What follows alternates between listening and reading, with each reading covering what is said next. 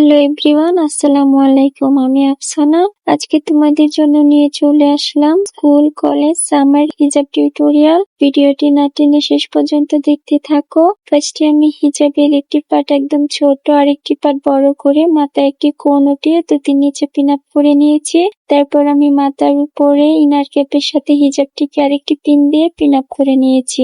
তারপর বড় হিজাবটিকে আবার দুটির নিচ থেকে রাউন্ড শেপ দিয়ে মাথার উপরে পেছন দিক দিয়ে ঘুরিয়ে অপর পাশে নিয়ে আসলাম। তারপর হিজাবটিকে একটু সুন্দর করে সেট করে একটি পিন দিয়ে পিন আপ করে নিলাম। এখন হিজাবটিকে সামনে পেছনে একটু সেট করে কাঁধের দুই পাশে দুটি পিন দিয়ে পিন আপ করে নিব।